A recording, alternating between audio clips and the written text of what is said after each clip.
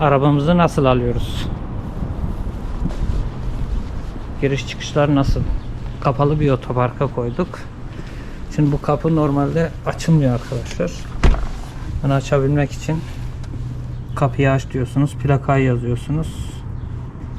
Bir tane fazla oldu.